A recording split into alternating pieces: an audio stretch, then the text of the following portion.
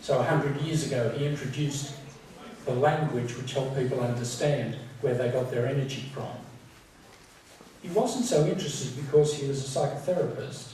He wasn't so interested in that decisive data gathering concept. And that was developed by two Americans, I suppose in a pragmatic sense. And one was Catherine Briggs, who was born in the 19th century, lived to, I think, the 1950s, and her daughter, Isabel Briggs, who married Clarence Myers. Catherine Briggs didn't have the opportunity to go to university, but she was a great reader, and she was very much on that wavelength. Did you have exams at school? Great expectations, compare and contrast the characters of. And so she was busy there as a hobby in a way, looking at the characteristics where people were similar and where people were different.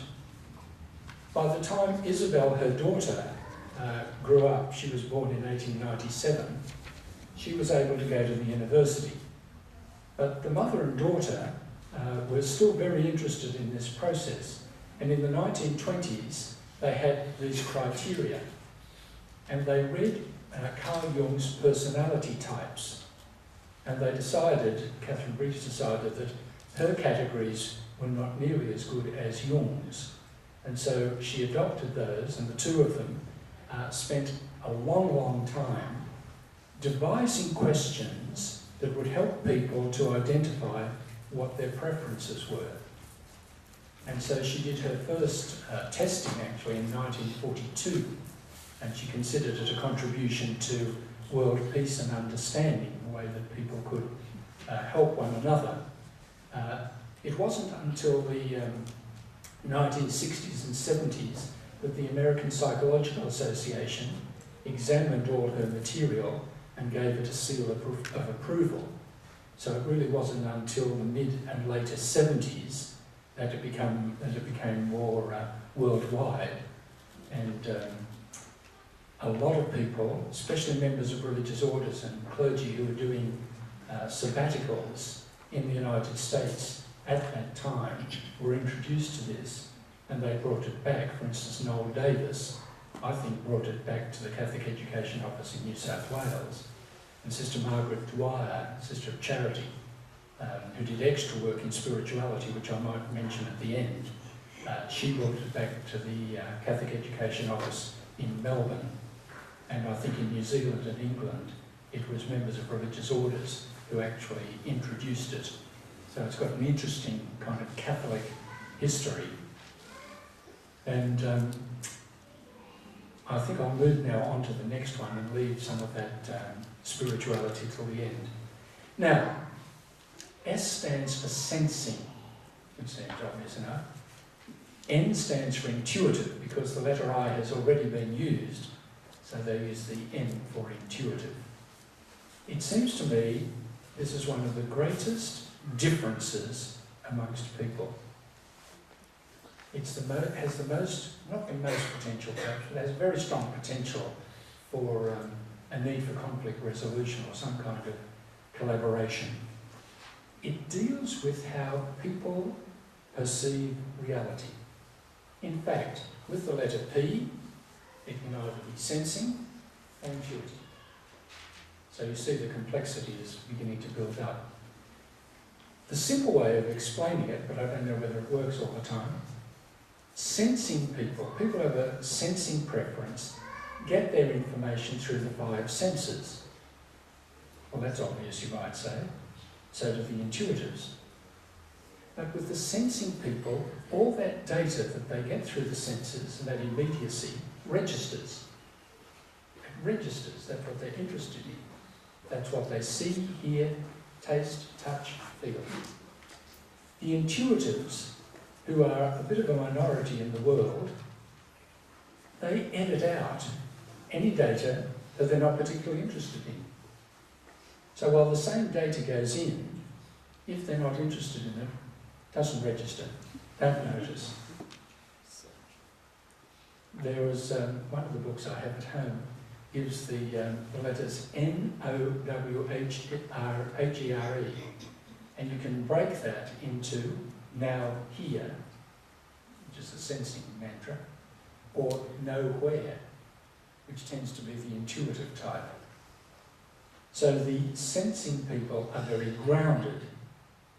The intuitives actually prefer connections, hunches, links, brainwaves, all those kinds of things. Now, I'll give a couple of examples. I always think if a sensing person was on this side of the table at a restaurant and the intuitive on the other, and they each had to describe what was behind them, the sensing person would be very accurate, probably, have a whole lot of detail. And the intuitive might have none, very little. They hadn't noticed anything, because they weren't particularly interested. Sensing people can't help noticing. The intuitive people can't help not noticing. Well, they can try. Is that all right? It's, and again, we'll go to the films for a moment. Sensing people, especially if they're extroverted and sensing, they're going to love the action shows. It's out there, it's happening. And in 3D would be even better. The intuitives tend to not notice all that detail, but that wasn't an interesting theme that was there. It reminded me of that other film, or as Ian Forster says at the beginning of Howard's End, only connect. So I love making connections. It can be very exasperating. I think the stories I'm going to tell now I'd better confess. So I hope you haven't been working out whether I'm sensing or intuitive. I score practically nothing for sensing. Oh, some people are here. Sensing people could come to the door there, say yesterday or Friday evening before it started, and somebody else could say, is it ready? They'd say, oh yes, the tables are there in more or less a semicircle, the chairs are all arranged, and there's some sign up the front, and intuitive might come to the room and, oh, that's interesting. Were there any chairs there? I suppose so. I expressed an admiration for a painting by Father O'Carrigan many years ago in the seminary, and this was a Saturday after lunch, and the superior, who was very sensing, buzzed me, and he said, what do you think of the painting? So I said, what painting? And he said, lift your eyes. So I lifted up my eyes, and there it was.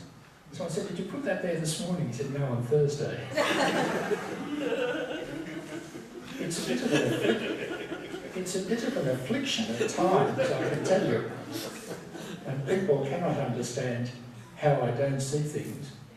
I have to do some work tomorrow with a very sensing person.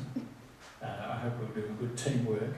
But years ago, he took me up to Sherbrooke Forest to help me with my sensing observations.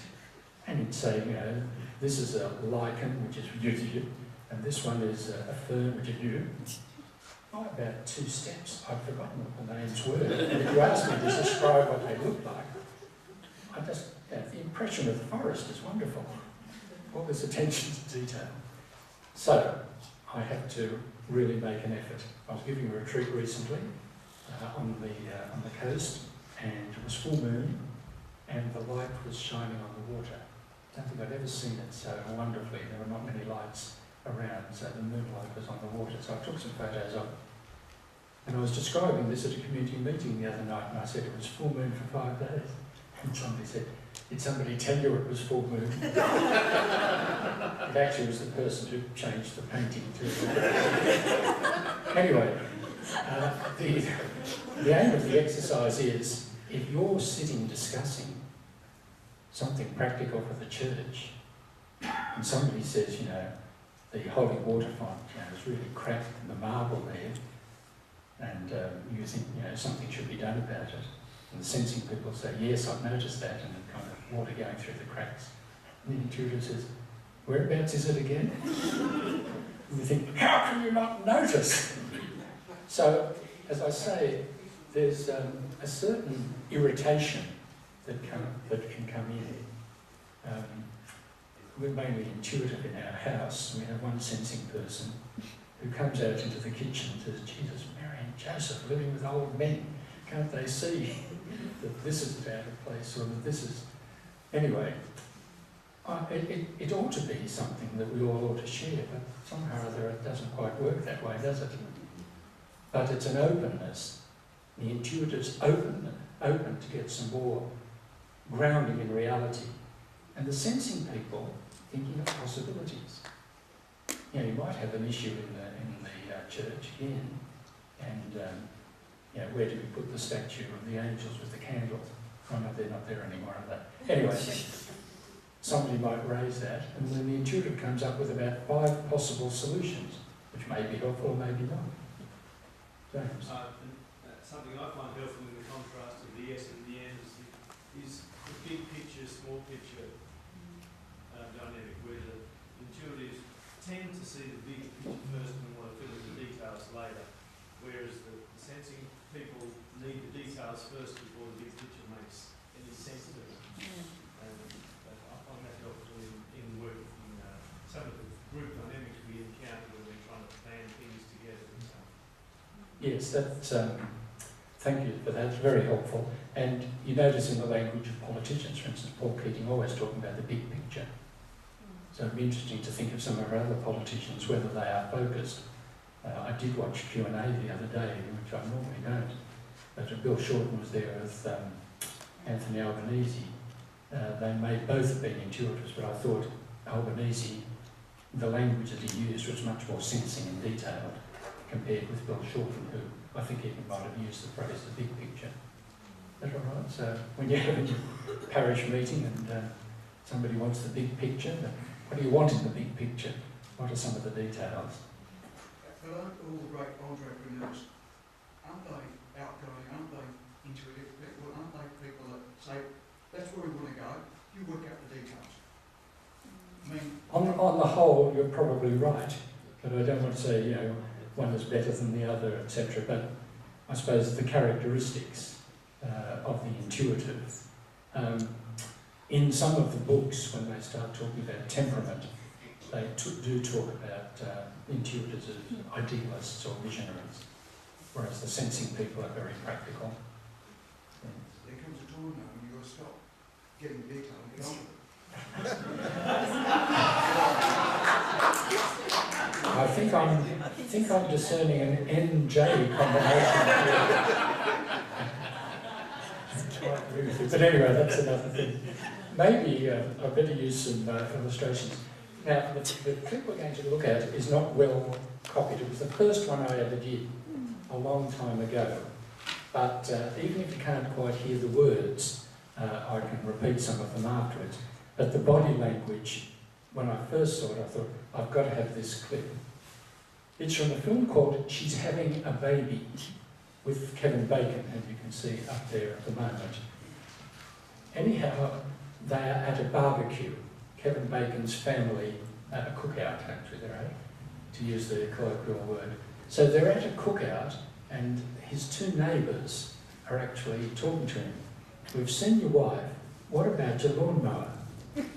And so there is a discussion about the relative merits of his lawnmower, which he couldn't quite remember the name of the brand. He said it's one, you'll hear him if you can, it's one you push. And the sensei says, what brand?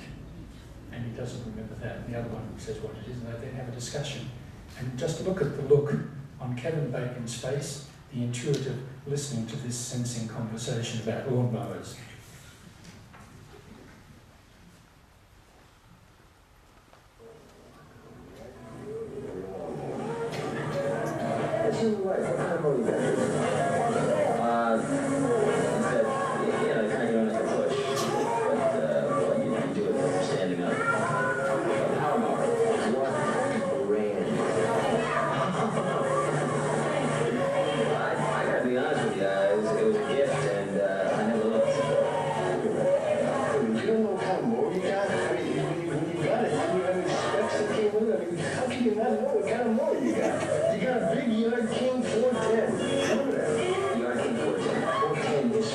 I like the old 380. You're out of your mind. The grass catcher on the 410 has a third more capacity than the 380. That alone makes it a better unit. It doesn't matter how much cubic feet you can get of the horseshit in that goddamn thing. The 410's gonna fall apart. It's got a plastic flywheel. You got a major lawsuit on your hands. You're asking for it. You will not buy 410. There's a danger involved. It's a plastic flywheel. You could hear most of it. You could hear most of it, I think. When I first saw that, I resonated so much with Kevin Bacon. What brand? And the plastic flywheel, etc. And as for getting specs, I shudder when I get anything new, and I don't know who writes the specs, but I do not understand them too much at all. Anyway, does that make sense? And you can see then people talking past each other. Going to show 3 rather longer clips now from this film White Palace with Susan Sarandon, before she became a nun in Dead Man Walking, and James Spader. Now, it's set in St. Louis. Yes, you can see that tower there. The first few minutes will be James Spader, a widower, arriving home. Now, you'll notice things. He then has to go to a party, and they get burgers from this shop where Susan Sarandon works, and he is drunk, and she takes him home. So we see his home and then her home. And the third clip, to show that people can develop and change, we'll see what happens. So this is from White Palace.